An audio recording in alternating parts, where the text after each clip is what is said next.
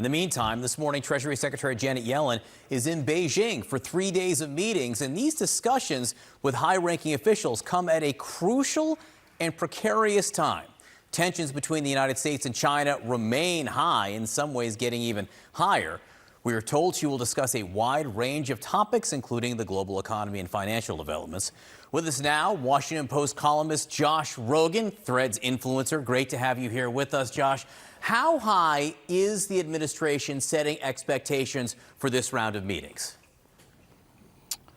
Well, John, just like with the previous trip of Secretary of State Tony Blinken, the expectations could not be set lower. What they say is that they want to set a new normal and perhaps have a thaw in U.S.-China relations, which is a good goal. No one could be against having good U.S.-China relations, but don't expect any sort of trade deals. Don't expect the administration to back off any tariffs or investment bans like the Chinese government wants.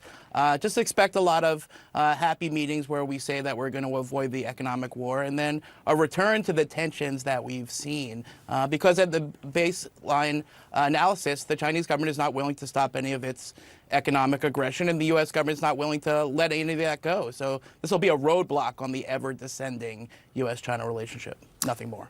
Janet Yellen is a known figure to Chinese officials from her time as Fed chair and now to her time as Treasury Secretary. How do they view her, and how might that be different from other U.S. officials? Right. Well, the Chinese government, according to officials that I talked to, they don't really like Tony Blinken. They don't like the fact that he wants to talk about the Uyghur genocide and national security issues and China's military aggression.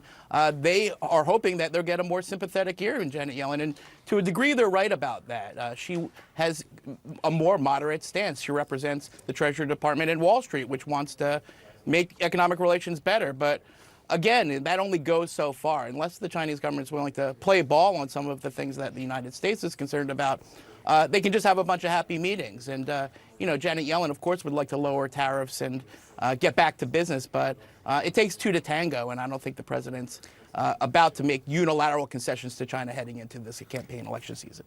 How important is Ukraine now in U.S.-China relations? And by that, I mean, how much of U.S. attitudes and discussions with China are about keeping them from providing, you know, quote-unquote lethal aid, or at least much more of it, directly to Russia?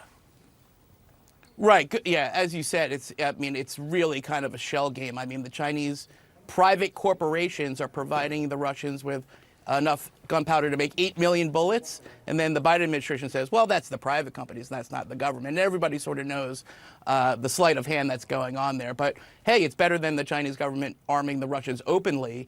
And if the Chinese government wants to tell the Russian government, hey, you better not nuke Ukraine or we'll be angry, that's fine. So I think it's sort of an agreement where we look the other way as they help the Russians. They don't help the Russians as much as possible. And that's kind of something that's better than the alternative, which is an open arming of the Russians by China, which is something that nobody wants. As they have welcomed these senior U.S. officials the last several weeks, I guess the question is, why? Is there anything that Xi Jinping fears or is trying to prevent from the United States?